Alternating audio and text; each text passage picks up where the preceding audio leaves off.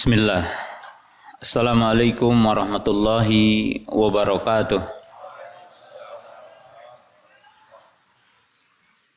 Alhamdulillah hamdan katsiran thayyiban mubarakan fi kama yuhibbu rabbuna wa yardah. Asyhadu an la ilaha illallah wahdahu la syarikalah wa asyhadu anna Muhammadan abduhu wa rasuluh. Wassalatu wassalamu ala Rasulillah wa ala alihi wa ashabihi wa man tabi'ahum bi ihsanin ila yaumiddin, amma ba'du.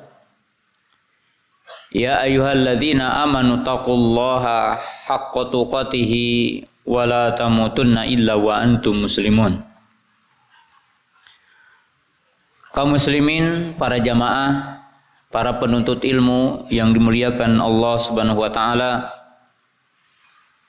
pemirsa Ausil TV yang dimuliakan Allah Subhanahu wa taala. Pertama, marilah kita untuk senantiasa bersyukur kepada Allah Subhanahu wa taala yang senantiasa menganugerahkan kepada kita berbagai nikmat, terutama nikmat keimanan, nikmat keislaman, nikmat kita berada di atas sunnah Rasulullah sallallahu alaihi wasallam, dan nikmat sehat sehingga kita dapat menunaikan salat maghrib berjamaah dan kita berada di majelis yang mulia ini. Demikian juga rasa syukur, terima kasih saya ucapkan kepada kaum muslimin, teman-teman yang ada di Masjid Umar Ibn Khattab di Pekanbaru ini, yang menjadi wasilah pada kesempatan malam hari ini saya bisa untuk kembali bersilaturahmi dengan kaum muslimin di sini.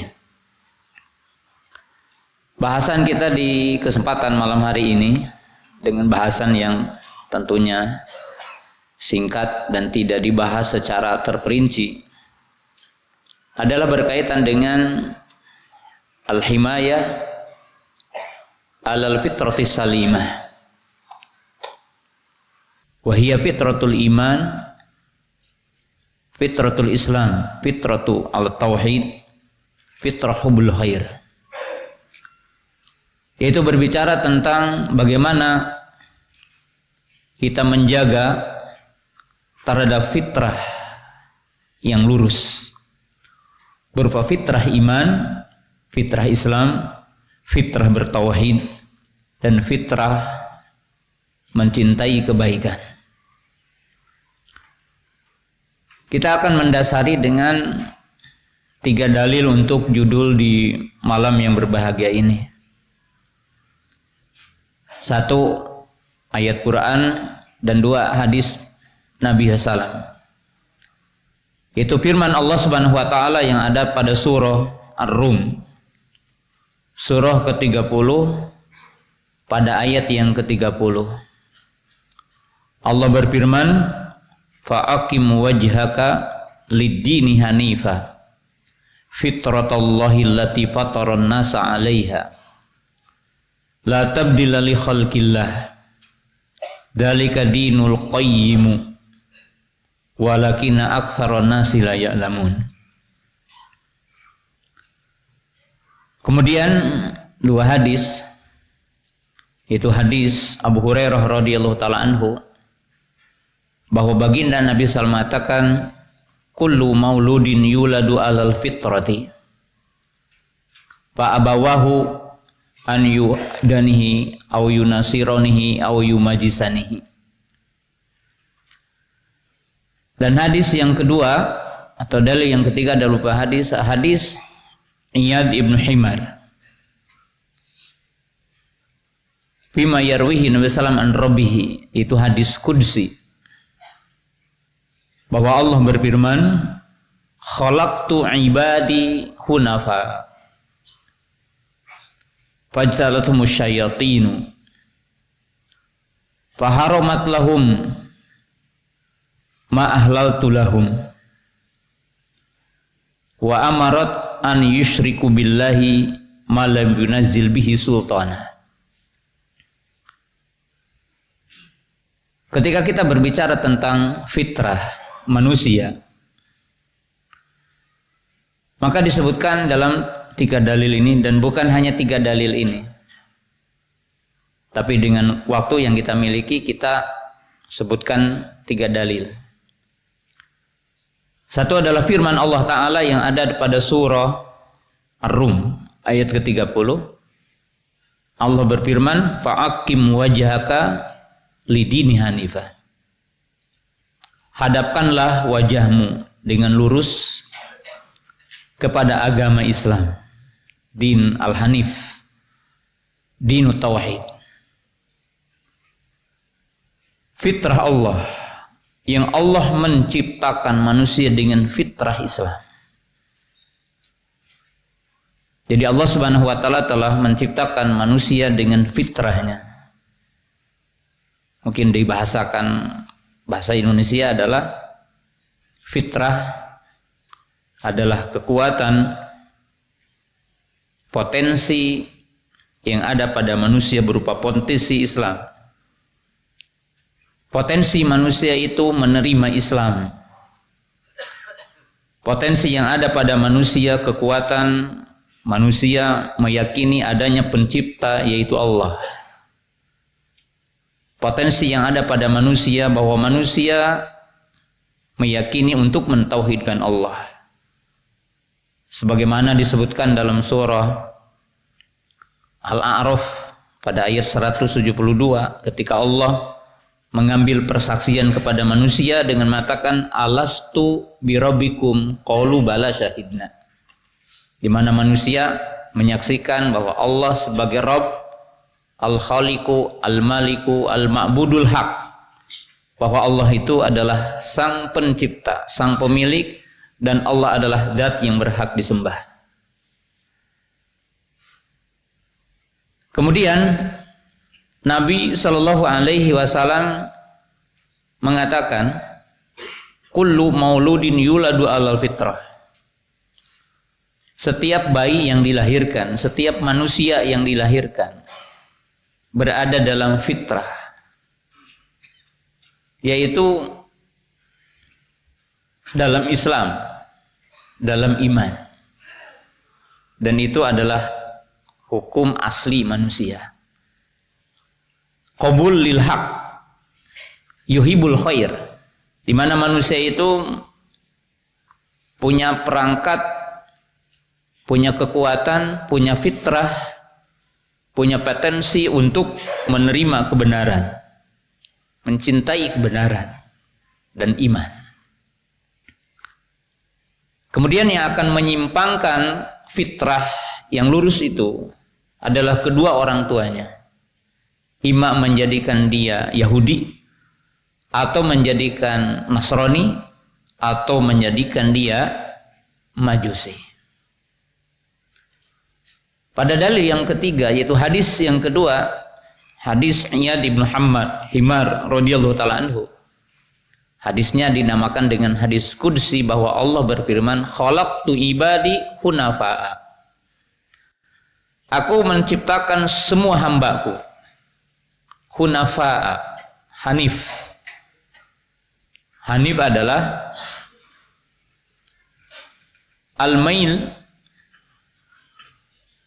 ila tauhid wal mu'rid anisyirki, bahwa semua manusia itu condong menerima tauhid, meyakini Allah sebagai pencipta, Allah sebagai pemilik, Allah sebagai pengatur, dan Allah adalah zat yang berhak disembah. Kemudian Nabi SAW mengatakan, kemudian masuklah syaitan sebagai penggoda. Syaitan yang memalingkan, yang merusak fitrah manusia. Maka syaitan laknatullah mengharamkan apa yang aku halalkan, kata Allah. Atau sebaliknya, syaitan mengharamkan, artinya menghalalkan apa yang Allah halalkan. Dan syaitan laknatullah memerintahkan manusia untuk menyekutukan Allah agar musyrik kepada Allah Subhanahu wa taala. Maka dalam 3 dalil ini dapat dipahami bahwa seluruh manusia asalnya berada dalam fitrah as-salimah, yaitu fitrah yang lurus.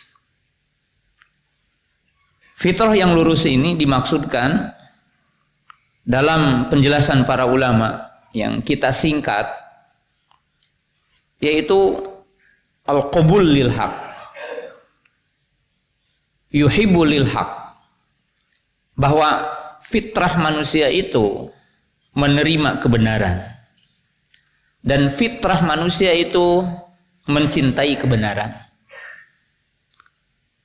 yaitu fitrah alat Islam, fitrah alat tauhid, fitrah yang artinya adalah tauhid, fitrah yang artinya adalah Islam, fitrah yang artinya adalah ikhlas, fitrah yang artinya yuhibbul khair, mencintai kebenaran.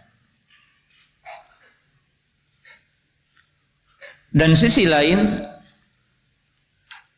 para ulama mengatakan fitrah yang ada pada diri manusia, yang terkadang mungkin dipahami dengan kalimat yang mudah untuk dipahami dalam bahasa Indonesia, potensi dan kekuatan yang ada pada manusia. Sebagian para ahli mengatakan ketika merinci tentang fitrah manusia, itu dikatakan ada 8 jenis fitrah. Yang pertama adalah fitrah bima'nal iman, Islam, tauhid. Yaitu pada manusia itu udah ada potensi keimanan, potensi keislaman, potensi menerima kebenaran, potensi mencintai kebenaran. Jadi semua orang telah diciptakan secara hukum aslinya mencintai memberi, menjauhi kedzaliman. Itu hukum asal fitrah manusia.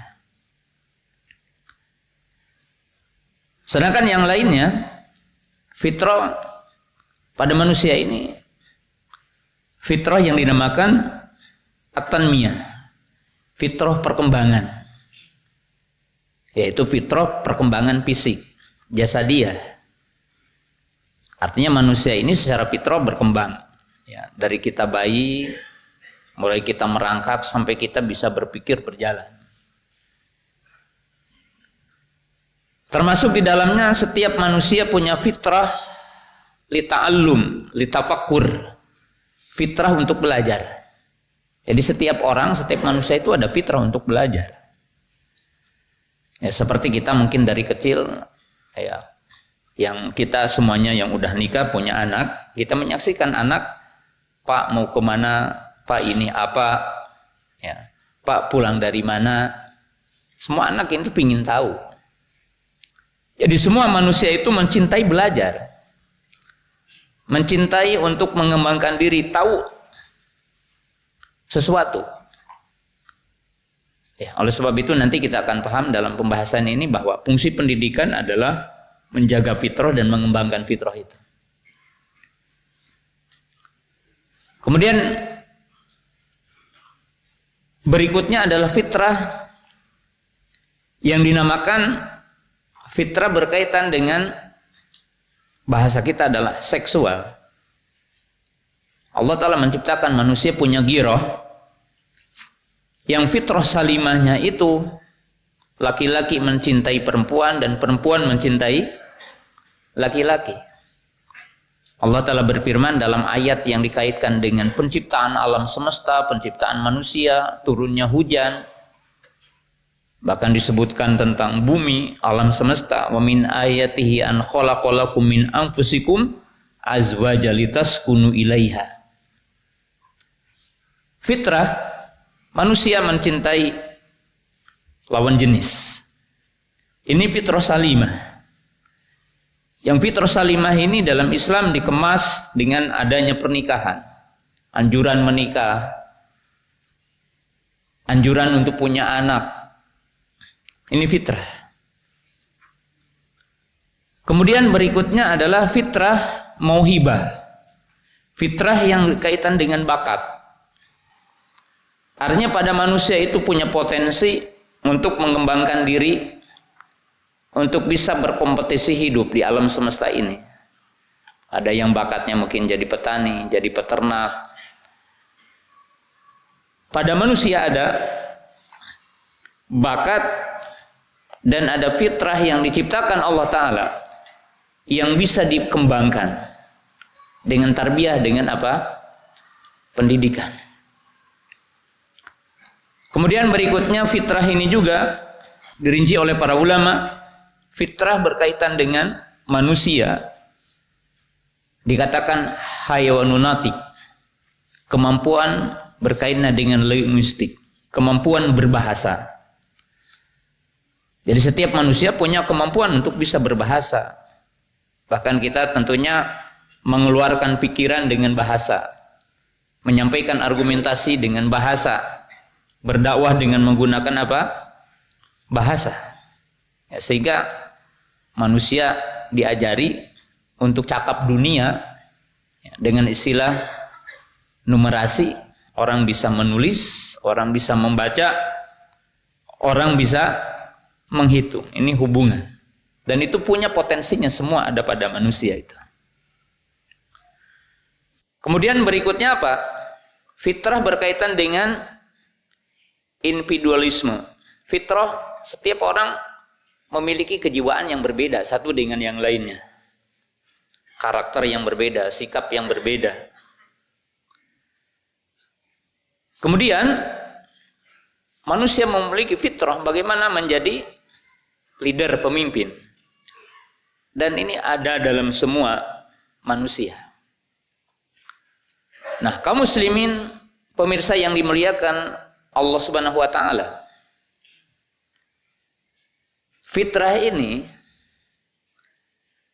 tentunya tidak bisa fitrah ini berkembang sendiri.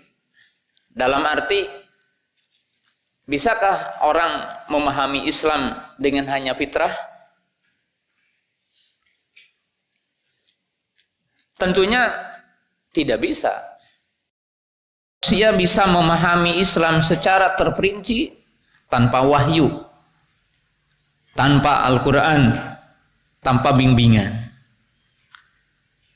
Sebagaimana fitrah yang ada pada manusia berkaitan dengan fitrah bakat dalam bentuk skill hidup, tidak bisa orang itu akan berkembang fitrahnya tanpa pendidikan, tanpa apa? Tarbiyah. Nah, oleh sebab itu kaum muslimin, pemirsa yang dimuliakan Allah Subhanahu wa taala, para ulama mengaitkan alaqatu tarbiyah wal fitrah. Alaqatu fitrah ma'a tarbiyah.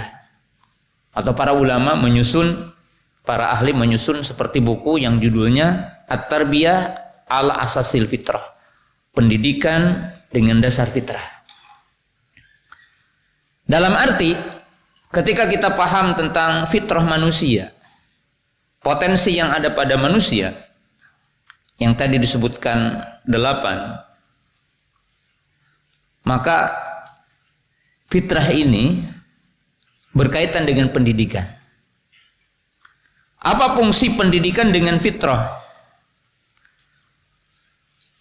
Setidaknya fungsi pendidikan dengan fitrah itu ada 2. Himayah wa tanmiyah. Di mana fungsi pendidikan dalam Islam itu memiliki 2 fungsi besar. Fungsi yang pertama adalah himayatu fitrah salimah. Jadi pendidikan dalam Islam itu berfungsi menjaga fitrah yang lurus tadi. Karena fitrah iman fitrah Islam, fitrah manusia mencintai kebaikan, fitrah manusia itu membenci keburukan, itu akan tetap dan akan kuat pada diri manusia dengan adanya pendidikan. Maka dalam potongan hadis tadi dikatakan fa'abawahu, maka kedua orang tuanya gitu. Ya, tidak disebutkan Islam karena memang fitrahnya Islam.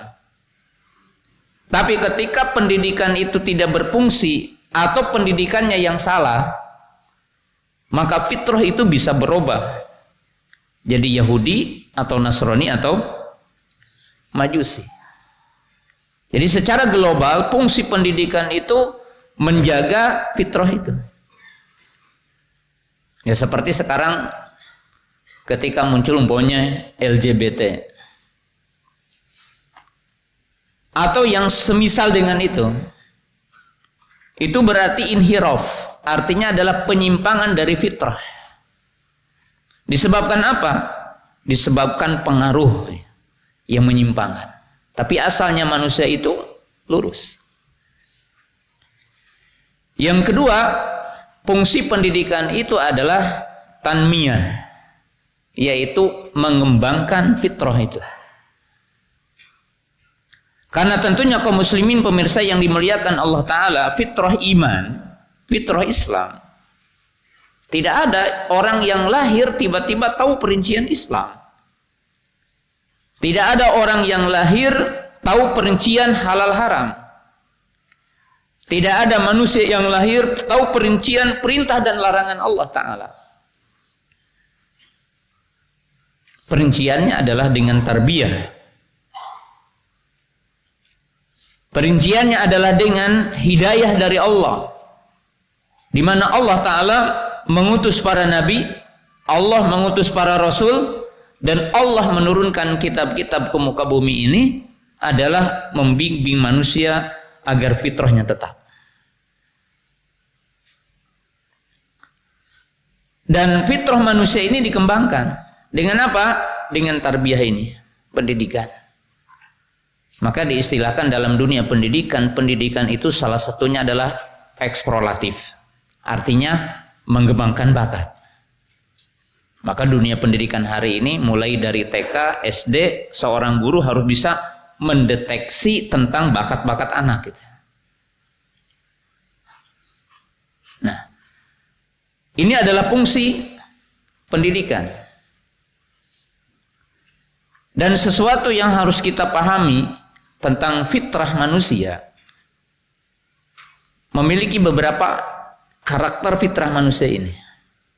Jadi fitrah yang ada pada manusia ini memiliki ciri fitrah dalam Islam. Satu, fitrah itu samiyah, fitrah itu mulia, agung. Salah satu bentuk dikatakan fitrah itu mulia karena Allah menisbatkan kepadanya fitrat Allah. Para ulama mengatakan sesuatu yang diidhofatkan kepada Allah menunjukkan sesuatu itu mulia. Seperti kita mengatakan Baitullah, Abdullah. Karena fitrah ini fitrah yang agung. Allah Ta'ala menciptakan fitrah pada manusia. Yang kedua, ciri dari fitrah Islam yang ada pada manusia adalah namiyah. Fitrah ini berkembang gitu. Maka tadi dikatakan fungsi pendidikan itu adalah mengembangkan fitrah manusia. Jadi kalau seorang guru, seorang bapak, seorang ibu tahu nilai bakat yang ada pada anak, ini kalau urusan bagian dunia, ya, maka dikembangkan, itu akan sukses. Dan Nabi SAW sangat paham kepada bakat-bakat para sahabat. Dan para sahabat berkembang dengan berbeda. Kalau kita lihat kepada hasil pendidikan Nabi SAW, sejumlah para sahabat yang jadi panglima perang, sejumlah para sahabat yang menjaga hadis-hadis Nabi, Abu Hurairah, Abdullah bin Abbas, Abdullah bin Umar, Jabir ibnu Abdullah, ya. Sejumlah para sahabat yang bertugas jadi delegasi. Kan kalau antum lihat para sahabat ridwanullahi taala alaihim yang dipilih ketika Nabi SAW dalam satu ketika setelah tahun ke-6 Hijrah mengutus surat ke berbagai kepala negara, ke Romawi, ke Parsi, ke raja Raja Mesir dan sekitarnya. Disebutkan tidak kurang dari 6 negara waktu itu. Itu diutus orang-orang yang khusus punya kemampuan komunikasi. Sejumlah para sahabat yang diutus untuk berdakwah seperti Ali bin Abi Thalib radhiyallahu taala anhu, Muadz bin Jabal radhiyallahu taala anhu. Sejumlah sahabat berbeda. Menunjukkan apa? Menunjukkan para sahabat pun berbeda kemampuannya. Bahkan dalam belajar juga ada yang bisa belajar setiap saat, ada yang belajarnya seminggu sekali, ada yang belajarnya bergantian. Dan itu menunjukkan manusia berbeda. Dan bakat-bakat ini berkembang. Dan itu nilai dari pendidikan. Yaitu ciri fitrah manusia itu namiyah, berkembang. Kemudian yang ketiga, sabitah. Jadi fitrah manusia itu tetap. Apa yang harus kita ketahui dari poin ketiga? Gini, para bapak, para jamaah, para ibu yang dimuliakan Allah Ta'ala. Nilai fitrah yang ada pada manusia walaupun menyimpang, aslinya tetap ada. Jadi kalau ditakdirkan kita mendidik anak, tiba-tiba terjadi penyimpangan, mungkin sesuatu yang kita dapatkan dalam kehidupan. Maka kita harus yakin bahwa pada setiap manusia ada fitrah untuk menerima kebenaran. Kita buktikan orang-orang yang melakukan maksiat, katakanlah pezina. Walaupun mungkin dia ada orang-orang yang menikmati profesinya itu. Dia menikmati uangnya, menikmati itu. Tapi dalam hatinya dia tetap mengatakan itu maksiat. Dan dia mengatakan itu tidak baik. Bahkan diungkapkan kepada orang. Sehingga satu ketika tetap manusia itu bisa diajak baik dan bisa didakwahi dan bisa diluruskan kembali fitrahnya itu. Menunjukkan fitrah itu tetap ada. Artinya fitrah kebenaran itu tidak hilang pada manusia walaupun menyimpang. Fir'aun laknatullah ketika udah sakratul maut, disebutkan dalam Quran, wastaiqonat anfusum dzulman wa uluwa. Dia meyakini bahwa menetapkan fitrahnya, aku ini bukan pencipta. Pencipta yang hak adalah zat yang disembah oleh Nabi Musa alaihissalam. Berarti fitrah itu begitu. Jadi dalam arti kalau kita jadi guru, ustadz, orang tua, karena orang tua semuanya guru, Pak. Bahkan saya bikin satu seminar judulnya mencari guru terbaik dan mencari sekolah terbaik. Jawabannya di dunia ini tidak ada guru terbaik dan tidak ada sekolah terbaik. Tapi yang paling mendekati terbaik siapa? Orang tua, guru terbaik. Dan sekolah terbaik yang paling mendekati siapa? Adalah rumah. Dan itu harus dipahami oleh kita agar kita itu berfungsi jadi guru gitu ya. Nah, kita harus memahami bahwa kalau satu ketika contohnya antum punya anak tiba-tiba udah masuk SMP dari SD, tiba-tiba jadi malas belajar, diajak sekolah nggak mau umpamanya. Nah, itu dimungkinkan ada satu kekeliruan ketika kita menerapkan pendidikan kepada anak untuk belajar. Tapi kita sebagai orang tua jangan berlebihan cemas gitu. Karena sesungguhnya pada anak tetap ada fitrah untuk belajar. Tapi bagaimana kita punya kemauan dan punya cara dan mencari tahu bagaimana kita mengembalikan lagi tentang nilai fitrah dan mengembangkannya. Karena fitrah itu adalah sabitah. Fitrah itu tetap ada pada usulnya. Kemudian berikutnya, fitrah itu jami'ah syamilah. Para ahli mengatakan bahwa fitrah yang ada pada manusia itu dikatakan jami'ah syamilah. Apa artinya? Fitrah itu menyeluruh. Jadi fitrah itu menyeluruh. Syamilah dalam arti dua. Pertama, fitrah itu ada dalam semua manusia. Tidak dikecualikan. Karena Allah mengatakan tadi apa? Fitratallahi lati fataran nasa ala layha. Nabi SAW mengatakan apa? Kullu mauludin yuladu ala fitrah. Tidak terkecuali. Semuanya punya. Maka ketika ada perdebatan dalam ahli pendidikan, ya, dan kata-kata ini terkadang dinukil oleh sebagian guru atau ahli pendidikan, dikatakan manusia itu bagaikan kertas kosong. Nah, itu dianggap tidak tepat atau bahkan dikatakan keliru.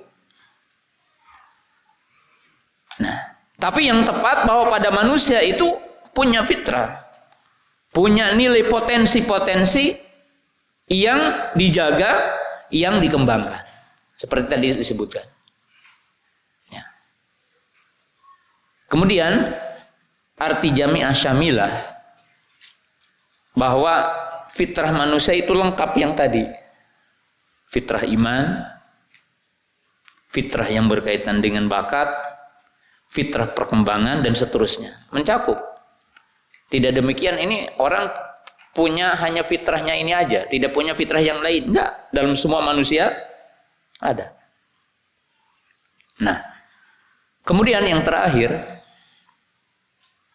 para ulama mengatakan al-fitrah sabiqah ala tarbiyah.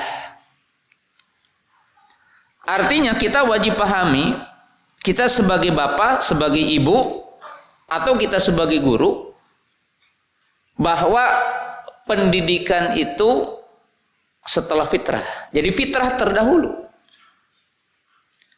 Dalam arti kalau kita berbicara pendidikan, pendidikan itu fungsinya tadi mengembangkan fitrah manusia dan menjaga. Karena fitrahnya udah ada.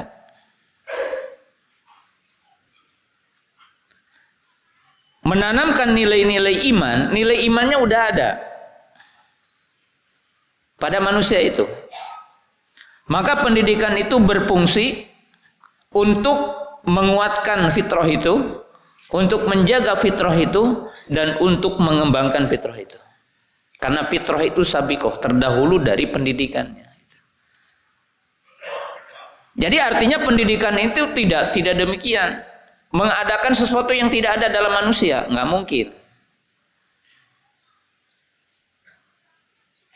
Ya.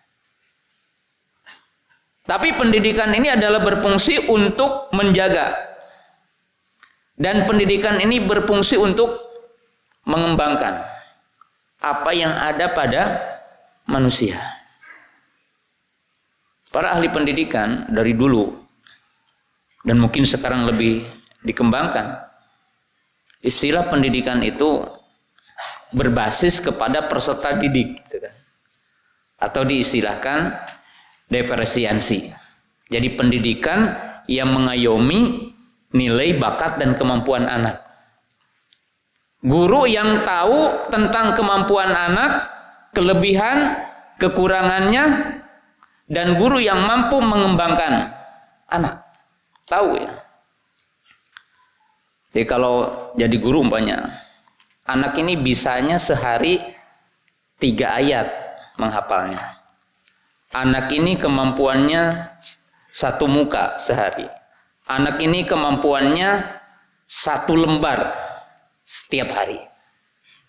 Guru yang bijak adalah akan mengayomi semua. Dia tidak akan mengatakan begini, teman kamu bisa 1 halaman, kamu cuma 3 ayat. Tapi guru yang bijak akan berkata begini, ayo kamu tambah hafalannya. Coba tambah 1 ayat jadi 4 ayat per hari. Oh bisa hari ini. Besoknya lagi guru berkata, bisa enggak 1 lembar? Begitu. Dan guru yang baik tidak akan mengatakan, kamu kok rendah sekali hafalannya. Teman kamu itu 1 lembar sehari. Saya punya pengalaman dulu ketika saya belajar di Yaman tahun 96. Saya datang ke sana, saya dari Libya. Alhamdulillah bahasa Arab ya udah bisa komunikasi lah. Tapi belum terbiasa menghafal hadis.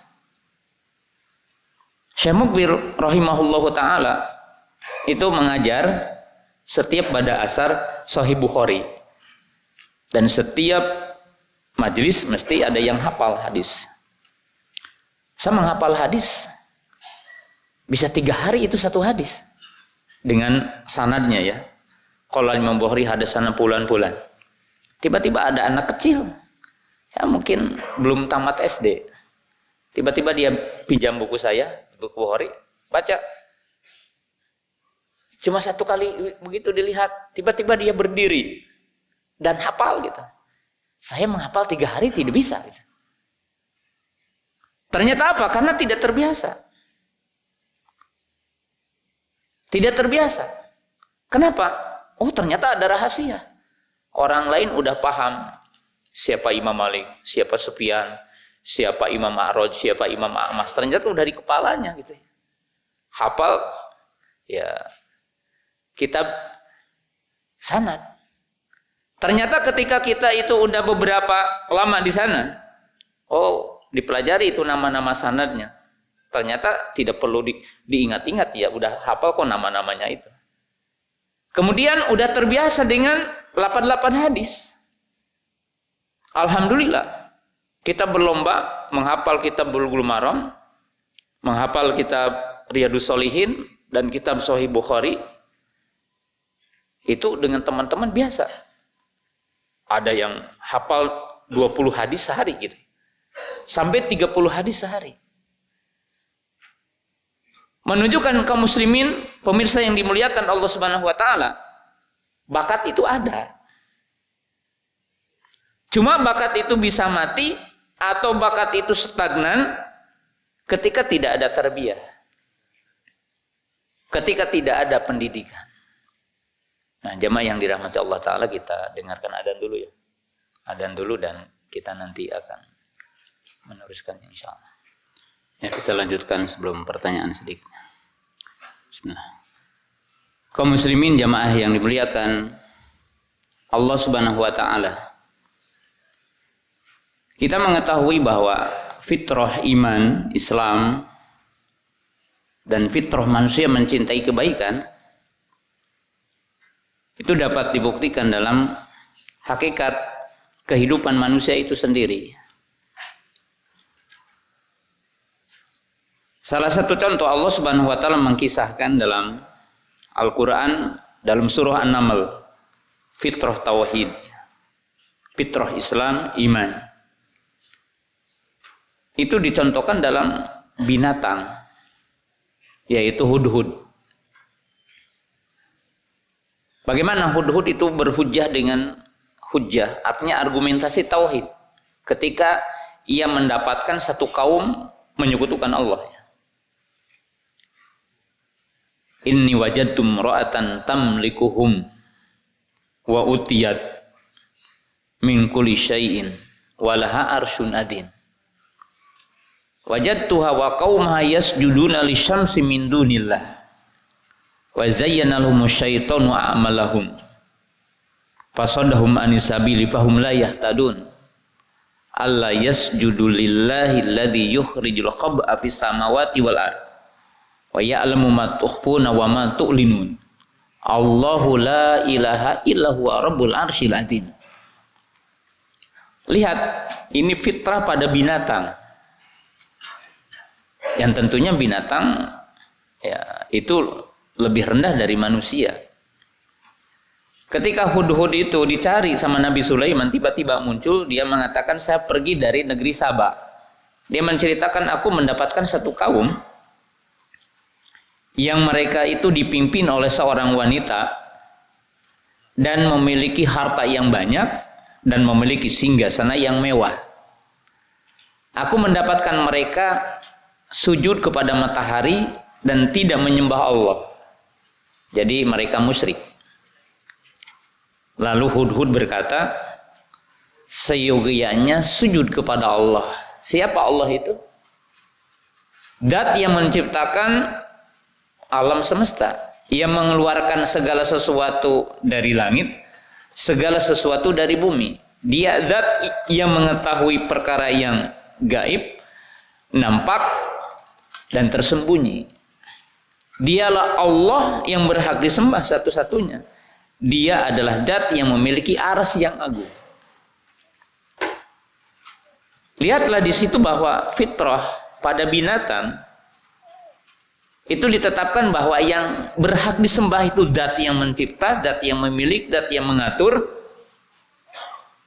yang mewajibkan kita bertauhid kepadanya. Itu fitrah binatang, fitrah salimah. Kemudian Nabi Shallallahu Alaihi Wasallam menggambarkan tentang orang Quraisy ya. Orang-orang Quraisy mereka menyekutukan Allah tentunya, menyembah Lata, Uzza, Manat. Tapi ada fitrah yang masih tetap ada pada mereka. Ketika ada inhiraf, ada penyimpangan dari fitrah tauhidnya. Apa salah satu kelebihan orang Quraisy apa? Yuhibbul khair. Mereka menjamu setiap orang yang datang ke Baitullah gitu ya. Memerdekakan budak, menolong yang tidak mampu. Maka Nabi SAW berkata kepada salah seorang sahabat yang masuk Islam dengan mengatakan, aslamta ala ma aslabta. Yang artinya apa? Bahwa sejumlah perkara yang baik dalam Islam itu telah kamu kerjakan dulu ketika kamu belum masuk Islam. Menunjukkan banyak manusia yang mengerjakan bagian dari syariat Islam, tapi bukan dasar iman, tapi fitrah salimah, fitrah yang lurus itu. Nah, makanya fitrah ini bisa terjaga dan bisa rusak dengan beberapa sebab, dan ini yang harus diperhatikan oleh kita. Yang pertama, fitrah ini bisa dijaga dengan apa? Dengan kedua orang tua. Ya. Karena itu Allah mengatakan dalam surah At-Tahrim, ya ayyuhalladzina amanu qu anfusakum wa ahlikum naro. Jadi fungsi kedua orang tua, fungsi kita hari ini adalah punya fungsi menjaga fitrah anak dan mengembangkan fitrah anak yang baik itu. Karena kita itu punya 3 profesi. Yang 2 profesi, ada 2 profesi yang tidak disiapkan karena tidak ada perguruan tingginya. Apa? Profesi jadi suami, profesi jadi bapak, dan profesi jadi guru. Ada enggak perguruan tinggi jadi bapak? Makanya tidak semua orang bisa jadi bapak. Ada enggak perguruan tinggi jadi suami? Sulit jadi suami itu. Kecuali antum kita rajin ikut seminar, kajian, baru tahu apa hak suami, apa kewajibannya, harus seperti apa kita komunikasi dengan istri gitu kan. Dan kita jadi guru, Mungkin guru ada perguruan tingginya, tapi tidak setiap orang kan melewati itu. Maka kewajiban umat Islam, kewajiban kita adalah belajar bagaimana kita mendidik. Itu merupakan fardu ain. Kalau jadi guru yang dibayar, mungkin beda-beda. Tapi kita jadi guru yang tidak dibayar. Tapi dibayarnya nanti yaumul qiyamah apa? Berupa amal soleh yang akan mengalir pahalanya kepada kita. Ya, karena kita diperintahkan untuk menjaga fitrah itu. Maka ketika kedua orang tua itu menyimpang fitrahnya, pasti anaknya juga akan menyimpang apa? Fitrahnya. Sehingga Nabi SAW menganjurkan memilih calon istri yang solehah dan memilih calon suami yang soleh. Nah, ini yang pertama yang harus kita perhatikan, fungsi orang tua. Kedua adalah fungsi pendidikan, fungsi tarbiyah. Pendidikan yang tidak berlandaskan Quran dan Sunnah, manhaj yang benar, tidak akan memunculkan manusia robbani. Ya, jadi fungsi pendidikan harus benar. Ya. Yang ketiga, lingkungan. Kalau lingkungan kita, baik dalam skala kecil, lingkungan rumah tangga, kemudian setelah itu adalah lingkungan komunitas, kemudian setelah itu adalah lingkungan besar seperti negara, itu menentukan tentang masa depan fitrah manusia. Maka Nabi SAW mengatakan, almaru ala dini khalilihi. Seorang itu akan ditentukan agamanya dengan temannya. Ya, baik buruknya berfungsi benar atau enggak. Kemudian berikutnya apa?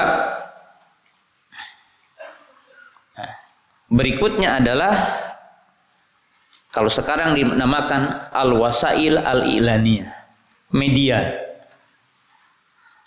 Jadi media ini salah satu perkara yang sangat potensial hari ini, menjaga dan merusak fitrah.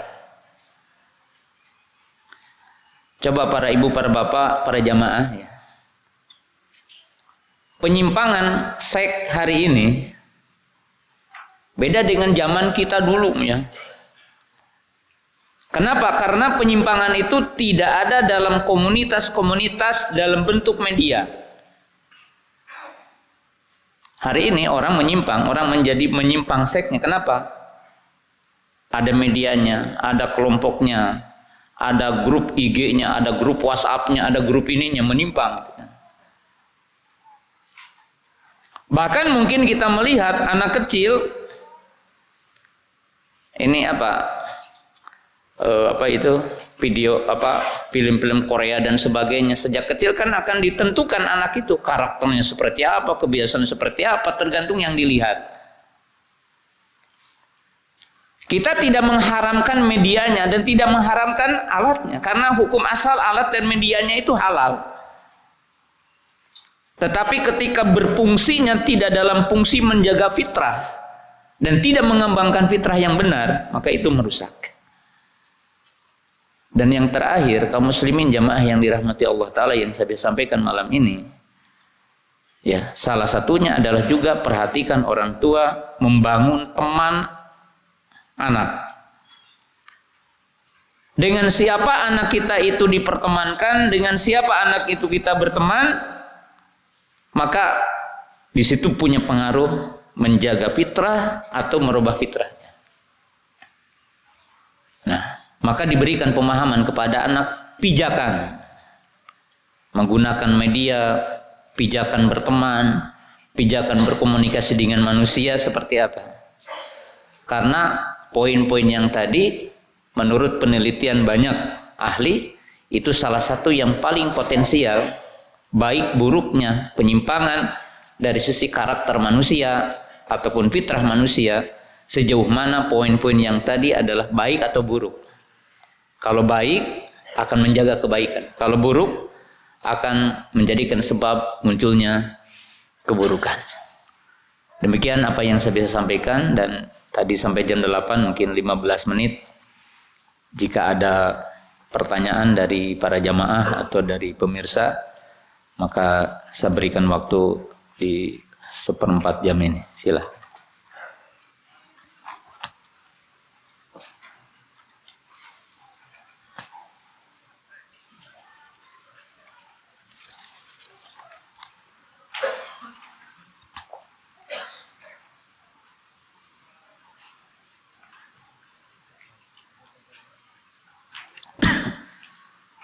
Seorang yang mengalami penyimpangan terhadap fitrahnya, maka bagaimana cara untuk mengembalikan? Seperti orang yang murtad, orang yang pemikirannya ateis, orang yang LGBT, orang yang dalam dirinya lebih cenderung kebanyakan sikap malas. Ya, semuanya dengan tarbiyah, ya, dengan dakwah. Itu asalnya. Tetapi ketika akan mengedukasi individu, artinya ketika kita akan mengedukasi satuan orang, maka sama seperti dokter. Kalau kita akan mengobati orang, kan mendiagnosa dulu penyakitnya apa, kan itu. Kemudian penyebab penyakitnya apa? Maka dokter melakukan pengobatan setelah itu. Demikian juga sama, tidak setiap orang yang murtad sebabnya satu. Ada yang sebabnya dialog pemikiran, ada yang sebabnya ekonomi, ada yang sebabnya kebodohan. Maka seseorang mengedukasi dulu penyebab dia murtad apa? Murtadnya karena sebab apa?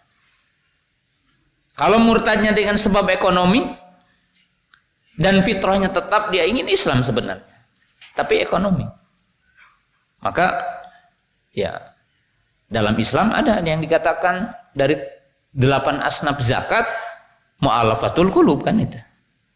Orang dibantu, orang diselesaikan tentang sisi ininya. Ada yang sebab fikrah, pemikiran, karena dia umpamanya baca buku-buku ateis atau buku-buku yang menyimpang. Maka caranya apa? Caranya kita pelajari subhat apa yang dia dapatkan. Kemudian kita mengedukasi dengan berdialog terhadap subhat-subhat itu. Ya. Kemudian sekarang umpamanya LGBT. Apa penyebabnya? Edukasi. Mohon maaf, sering menonton video gitu. Orang diedukasi. Ada mungkin psikolog menjelaskan tentang hukumnya, menjelaskan tentang ancamannya, menjelaskan tentang masa depan. Ya. Atau mungkin juga banyak sisi berkaitan dengan apa yang dimakan, apa yang diminum. Dan itu cara kita berkomunikasi dengan setiap penyimpangan. Kemudian sekarang orang malas. Orang malas banyak sebab. Ada orang malas dengan sebab gulu, berlebihan. Ada orang saking seringnya ngaji jadi malas. Ya kelebihan pokoknya ngaji terus. Akhirnya dia sampai ke titik bosan.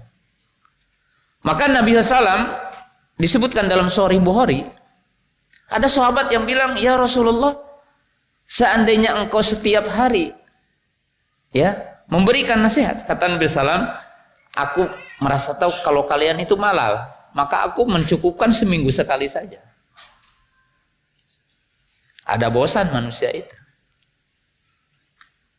Saya sering dulu sampai sekarang ada ikhwan ya dari berbagai tempat, dari Jakarta, dari ini, tiba-tiba dia usaha dan sebagainya. "Ustadz, anak pingin belajar di sini aja, meninggalkan apa usahanya. Saya bilang, jangan. Antum usaha, nafkahi anak, nafkahi istri, belajar seminggu sekali. Karena banyak sejumlah orang yang punya giroh gitu, kemudian dia meninggalkan usahanya, itu tidak lebih dari 2 bulan, 3 bulan, balik lagi gitu ya. Nah itu salah satu penyebab malas. Ya. Yang kedua penyebab malas apa? Pertemanan. Kan malas itu banyak sebab. Kalau sebabnya pertemanan, dia punya teman yang mungkin lalai, maka diingatkan. Kalau antum pingin istiqomah, jangan dekat ke sana. Coba antum kurangi kumpul-kumpul gitu kan. Jadi artinya mengedukasi manusia tidak bisa dengan satu gitu ya. Ya seperti saya ditanya gimana caranya, enggak satu gitu kan. Ketika kita akan mengedukasi satuannya, kita mengedukasi setiap orang berbeda satu dengan yang lainnya. Ya, barangkali itu yang saya bisa jawab. Masih ada yang mau bertanya atau cukup? Ada lagi? Iya, betul.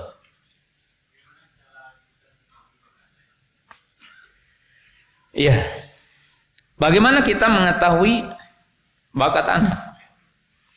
Ya, banyak cara ya. Tapi untuk sebuah lembaga pendidikan atau kita, itu dengan cara adanya kegiatan. Makanya dalam dunia pendidikan, itu kan pendidikan itu orientasinya 3 ya. Ya kalau dibahasakan bahasa pendidikan, kognitif, afektif, psikomotor ya. Jadi pendidikan itu berkaitan dengan pengetahuan, pendidikan itu berkaitan dengan sikap, dan pendidikan itu berkaitan dengan skill ya. Dan itu nilai pendidikan. Jadi pendidikan itu dengan sistem apapun, dengan sekarang bahasa merdeka belajar atau apa saja, pendidikan pada intinya 3 itu. Nah, bagaimana orang itu mengetahui bakat anak? Tidak mungkin pendidikan itu hanya menamatkan buku gitu ya, menamatkan kitab, itu bagian dari pendidikan. Tapi untuk mengecek bakat, itu mesti ada kegiatan-kegiatan. Contoh kalau di pesantren umpamanya kegiatan lomba ceramah. Kan orang akan tahu. Ya, tapi bukan untuk hadiah gitu. Orang ada kegiatan lomba ceramah. Oh, ini punya bakat mengolah kata-kata. Contohnya apa? Lomba lari. Berarti orang tahu ya, ini bakatnya lari. Lomba futsal. Ini calon pemain bola umpamanya ya. Orang kan tahu semuanya. Makanya lembaga-lembaga pendidikan itu harus punya media untuk mengecek bakat itu. Antum juga sama. Sahabat juga kan ada. Sahabat yang oleh Nabi SAW itu dikasih uang untuk beli kambing. Ya, namanya Urwah Al-Bakiri ya. Ternyata pulang dengan uang yang diberikan tadi dan dengan kambing. Kenapa? Karena dia beli kambing dijual lagi dengan harga yang berlipat. Pulang dengan membawa kambing dan membawa uang yang tadi dititipkan. Kata Nabi SAW, ini kamu ini kalau bahasa kita cerdas banget. Kata Nabi SAW, kamu kalau dikasih segenggam tanah, pulang akan jadi segenggam emas. Berarti kalau bahasa sekarang ini entrepreneurship. Orang yang punya bakat entrepreneur. Jadi kalau entrepreneur itu punya kemampuan, kalau sekarang istilah usaha hilirisasi, dari hulu ke hilirnya tahu, itu bukan hanya bisa menjual gitu. Nah, jadi bakat itu bisa diketahui dengan latihan-latihan, dengan latihan-latihan. Ya, seperti antum ini aja, anak yang punya bakat ya, ya contohnya, ya antum ajak anak bermain, ajak anak berkunjung. Ya, makanya saya sering sampaikan ini di dunia pendidikan ya. Salah satu fungsi orang tua di zaman modern, sebenarnya antum itu lebih ke 2 hal ya. Jadi bukan mengajarkan lagi materi. Kan anak kita ya apalagi SD juga udah full day ya. Belajar dari jam 7 sampai jam 4 ya. Jadi sebenarnya antum tidak harus mengajarkan lagi materi tauhidnya di rumah. Karena anak itu dari pagi udah apa? Belajar kalau materi. Fungsi orang tua lebih kepada 2 hal. Yaitu apa? Yang pertama mengajarkan karakter. Ya, mental, ya, karakter. Ya, seperti kemampuan berkomunikasi, kemampuan berbahasa, kesabaran. Ya, itu yang diajarkan oleh kita di rumah. Yang kedua skill. Ya, skill cakap hidup ya. Cakap hidup ini saya berikan contoh ya.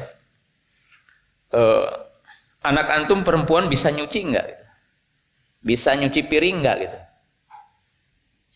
Ya antum jangan, walaupun antum menjadi orang paling kaya yang sekarang anak antum diladenin sama pembantu, satu ketika dia akan jadi ibu kan ya. Satu ketika mungkin tidak kaya seperti kita. Maka dia harus punya skill. Skill berbahasa untuk suami diajari nggak sama antum, sama ibunya. Nanti kalau nyapa suami seperti ini. Karena mungkin kalau di sekolah kan nggak langsung seperti itu ya. Ada nggak guru yang langsung mengajari kamu ya kan nanti kalau sama suami bahasanya ini. Tapi ibu mengajari itu. Nah ini kita lupakan itu dalam dunia pendidikan. Saya ke beberapa negara maju gitu ya, saya pernah, bukan studi banding, saya melihat di beberapa negara maju, di sekolah SD, itu di negara maju ya itu ada eskul masak, itu SD, eskul masak, sampai eskul di situ mengoperasikan mesin cuci. Ini sekolah maju ya. Yang harta mereka melebihi kita. Tapi mereka mengajarkan anak itu timbangan, contoh apa? Ini kalau mesin ini pingin awet, kadar airnya sekian, ya, kadar deterjennya sekian, kadar bajunya sekian kilonya diajarkan, dan mereka itu selalu menjaga SOP gitu. Nah, pendidikan mestinya juga kita mengajarkan di rumah ini. Tapi kan antum yang diajarkan sabaraha maneh itu orang Sunda, hafalanna sabaraha. Ya. Sabaraha nilai akidah maneh. Itu kalau orang Sunda. Yang ditanya itu. Kita tidak pernah menanya akhlaknya, tidak kita pernah menanya tentang skill hidup. Padahal anak kita akan berhadapan dalam kehidupan nyata dengan skill hidup itu. Tidak hanya dengan nilainya. Dan yang terakhir saya sering bilangnya ke anak santri saya. Kalau libur atau keluar saya bilang ke santri. Kalian itu di masyarakat tidak akan ditanya berapa nilai akidah kalian. Dan masyarakat itu tidak akan tanya berapa hafalan kalian. Tapi orang itu cukup akan menilai kalian baik ketika sholat maghrib ada di masjid. Orang akan mengatakan, alhamdulillah setelah pesantren di ini, anak-anak itu Masya Allah ada di masjid. Ketika hadir, ketika mungkin anak bisa adzan, bisa jadi imam, ketika bisa mengucapkan salam kepada orang tua, oh ketemu alhamdulillah anak itu baik, dia mengucapkan salam. Sampai orang yang dikatakan punya istilah, orang mengatakan preman gitu ya, disalami sama santri, dia mengatakan alhamdulillah anak itu tidak sombong walaupun pesantren, dia salam sama kita. Kan itu dia tidak bertanya berapa nilai akidahnya, berapa nilai fikihnya, berapa nilai matematikanya. Dan dia tidak akan bertanya juga berapa hafalannya. Nah itu menunjukkan bahwa akhlak itu sesuatu yang nampak dalam manusia. Dan fitrah manusia menerima itu. Nah dan ini pendidikan yang salah satunya harus kita perhatikan, bahwa pendidikan itu tidak hanya orang itu tahu sesuatu, tapi berkaitan dengan karakter, skill hidup yang akan dihadapi oleh setiap kita. Dan pada manusia itu ada fitrah itu yang bisa dijaga dan bisa dikembangkan dengan nilai-nilai pendidikan yang baik. Barangkali demikian apa yang saya bisa sampaikan. Mudah-mudahan Allah Subhanahu wa taala menjaga fitrah kita dan kita bisa berfungsi sebagai orang tua yang mampu menjaga fitrah anak kita dan mengembangkan fitrah anak kita kepada jalan kesempurnaan menjadi hamba Allah yang sempurna. Subhanakallahumma bihamdika asyhadu an la ilaha illa anta Astaghfiruka wa atubu ilaik. Assalamualaikum warahmatullahi wabarakatuh.